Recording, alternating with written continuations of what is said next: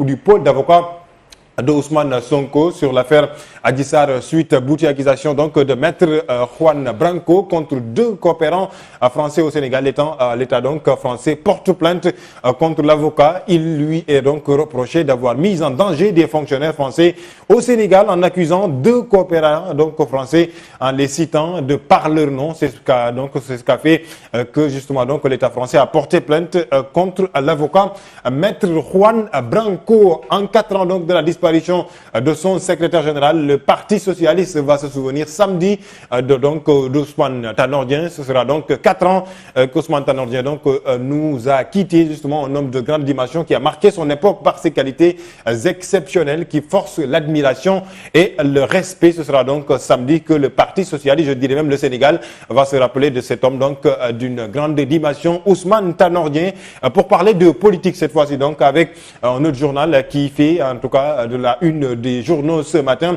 Il s'agira du journal L'As Quotidien, choix de Macky Sall présidentiel, ce signe donc qui justement nous conforte. Amadou Ba sera-t-il le successeur du président Macky Sall? Point d'interrogation. Mais en tout cas, il faut le dire, il y a beaucoup d'idées qui parlent de Amadou Ba. Sera-t-il le candidat ou bien le successeur du président Macky Sall? On verra ce qui va se passer les jours à venir, il faut le dire, pour donc savoir qui sera le successeur du président Macky Sall au sein du parti donc de l'Alliance pour la République ou bien de la coalition Benno Bokk Yakaar. Retour sur le fait, le sujet phare donc de l'actualité. Il s'agit cette fois-ci de l'immigration clandestine. Déjà, on a parlé hier, Birahim Touré, je le disais. Est-ce qu'on ne va pas le saluer d'abord, Thialalou? Oui, bonjour. Bonjour Alamine Senghor, bonjour Tchala, bonjour également aux auditeurs de la RLFM, téléspectateurs de la TV, mais également les internautes qui nous suivent sur nos différentes plateformes. Et bon, je vais faire comme Alamine, je joins mes propos et mes salutations à ceux de Alamine Senghor. Comme tous les matins aujourd'hui, c'est lui qui me supplante sur ça, tout simplement, parce que il y a une demande d'explication pour toi. Demande d'explication, d'accord, je vais m'expliquer. D'accord. Je vais m'expliquer. Birahim Touré, le sujet phare aujourd'hui, on en parlait déjà hier, il s'agit de l'immigration clandestine qui continue de faire débat au Sénégal. Hier, une embarcation a été donc en tout cas secourue au niveau justement donc des larges du côte de Saint-Louis, une situation qui de plus en plus devient de plus en plus compliquée. Oui, compliquée, mais surtout ça me permet de revenir sur mes propos d'hier concernant le communiqué du ministère des Affaires étrangères et des Sénégalais de l'extérieur. Quand il y a une situation qui se présente, quelquefois il faut patienter, attendre de voir plus clair, attendre d'avoir les informations peut-être nécessaires avant de pouvoir faire ce genre de sortie. Pour moi, c'était plus une sortie, je dirais pas populiste, mais en réaction à d'autres sorties de l'opposition. On a entendu Aminata Touré, on a entendu ou lu Pape Djibril Fall, on a entendu ou lu Pastef avec Ousmane Sonko, Bougane Gueye Dany, c'est-à-dire des leaders de l'opposition qui se sont prononcés avant le ministère des Affaires étrangères et des Sénégalais de l'extérieur sur les conditions ou la condition, je dirais, de plusieurs migrants, pas seulement des Sénégalais, mais des migrants qui ont pris départ à Kafountine, ici au Sénégal, dans le sud du Sénégal. Alors, aujourd'hui, ce qui se passe, c'est qu'il y a une association qui a donné l'information il y a déjà quelques jours et qui persiste et insiste pour dire attention, monsieur ou plutôt madame le ministre des Affaires étrangères et des Sénégalais de l'extérieur, vous du gouvernement du Sénégal, ça ne sert absolument à rien de vous focaliser sur nous, ce qu'on dit, ou sur notre personne, en parlant des réseaux sociaux, en parlant de quelques informations que vous dites erronées. Votre attention devrait plutôt se focaliser sur comment faire pour faire chercher ou rechercher ces différents bateaux et les migrants ou personnes qui sont dans ces différents bateaux.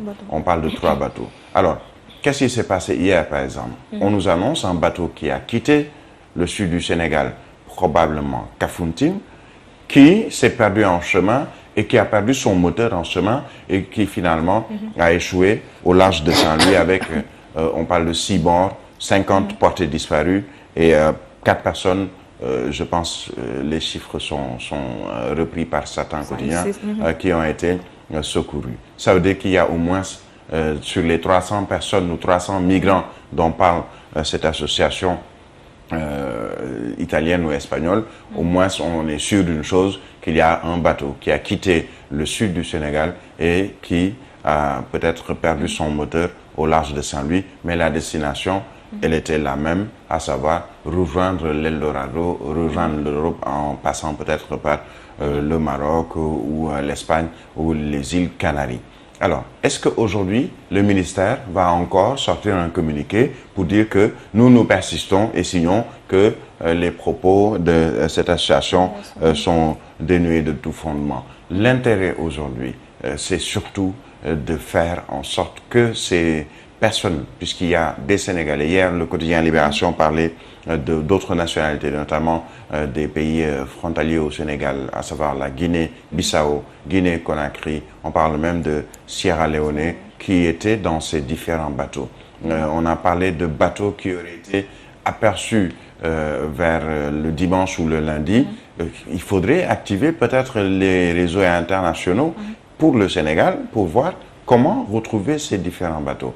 Quand le ministère nous dit qu'il y a quand même 256 migrants ou Sénégalais en situation de détresse qui ont été sauvés au large du Maroc et qui aujourd'hui sont en passe d'être rapatriés sur le Sénégal, entre 256 en quelques jours et 300 dont on parle à côté sur ces différents bateaux, il n'y a pas grande différence. Cela veut dire que le problème, il est là. Est-ce qu'il ne faut pas s'appesantir sur le problème, puisqu'on parle de migration irrégulière ou migration clandestine? Il fut un temps, on a activé autant d'institutions, de projets, de programmes pour faire stopper cette hémorragie, je dirais, des jeunes du Sénégal vers l'Eldorado ou le probable Eldorado.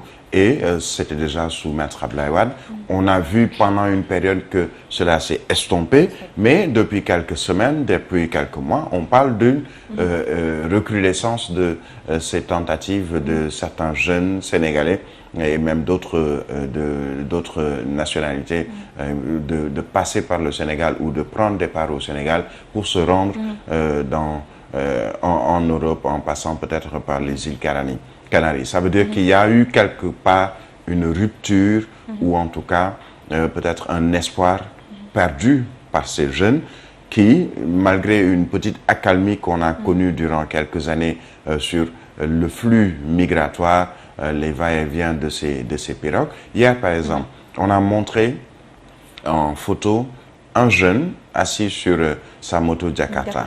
On m'a renseigné après que c'est sa deuxième tentative d'aller vers les îles Canaries, en tout cas en empruntant ce qu'on appelle les pirogues de fortune, Bassa ou Barsak, Galulocho, quel que soit le nom qui est donné. C'est sa deuxième tentative. Malheureusement également, pour cette deuxième tentative, moi s'en est suivi. Cela veut dire que certains ne rechignent pas à tenter d'aller vers l'Europe. Pourquoi? Tout simplement parce que peut-être ce qu'on leur propose au Sénégal ne leur suffit pas. Peut-être parce que le propos que l'on tient envers ces jeunes, et même moins jeunes, hommes comme femmes, ne suffisent pas. Tout simplement parce que les propos qui sont tenus à l'endroit de ces jeunes ou des recommandations ou autres projets qui sont proposés à ces jeunes ne suffisent pas ou peut-être ils n'ont pas trop confiance au régime en place. Pas seulement ce régime, ce fut le cas avec le régime de Maître Abdoulaye Wade. Quel est le problème? Comment trouver une solution? Est-ce que l'État n'est pas impuissant également? Mais l'impuissance de l'État est manifeste, par exemple, quand, par manque de puissance ou une certaine impuissance, ben, on se met à écrire un communiqué pour dire non, vous n'avez pas raison, vous avez tort, il n'y a pas d'informations que l'on puisse étayer concernant des gens qui sont dans 3 embarcations différentes. Vous nous parlez de 300. On a vu sur les réseaux sociaux des chiffres. On a vu sur les réseaux sociaux des gens s'appesantir sur le sort de migrants. Mais nous, en tout cas, le gouvernement du Sénégal, à travers le ministère des Affaires étrangères et des Sénégal de l'extérieur, on n'a pas une information vérifiable ou fiable concernant ceci. Mais allez chercher l'information.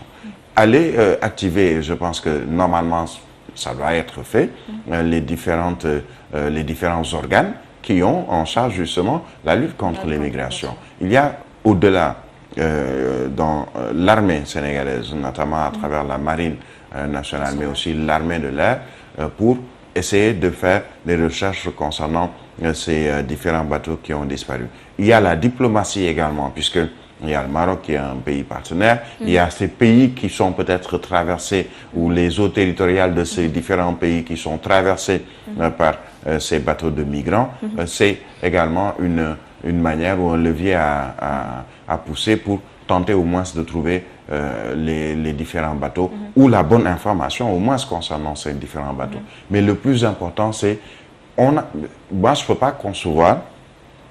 Hier, le président de Horizon Sans Frontières le disait, qu'on mette autant de milliards de francs CFA dans la lutte contre l'immigration irrégulière ou l'immigration clandestine, et qu'il y a toujours des points de départ, quelquefois connus ou pas, au Sénégal, de pirogues, avec dans ces embarcations des candidats à l'immigration irrégulière ou l'immigration clandestine. D'où est-ce qu'ils partent? On parle de Kafountine pour peut-être le dernier lot de migrants qui a quitté le Sénégal ou qui voulait quitter le Sénégal. On parle de Saint-Louis, on parle de Mbour, on parle de Joal. On connaît un peu les... Il fut un temps, c'était vers Kayar. Il fut un temps, c'était également vers Yarakh. Donc, qu'est-ce qui empêche le gouvernement du Sénégal de prendre à bras le corps? Je pense que c'est ce qui est fait, ou en tout cas, il tente de le faire. Cette situation, et surtout ce phénomène, qui est revenu. Il y a quelques années, on parlait de Barça ou Barsac. On n'en avait plus parlé, ou on l'avait oublié pendant une période, même si ça continuait, mais peut-être à des proportions moindres. Mais aujourd'hui, quand on parle de centaines de migrants subsahariens qui sont déjà dans des difficultés dans les pays peut-être d'accueil ou les pays de transit, le cas par exemple pour la Tunisie, le cas pour le Maroc dans l'enclave de Dakhla, ou plutôt la partie marocaine de Dakhla, entre autres.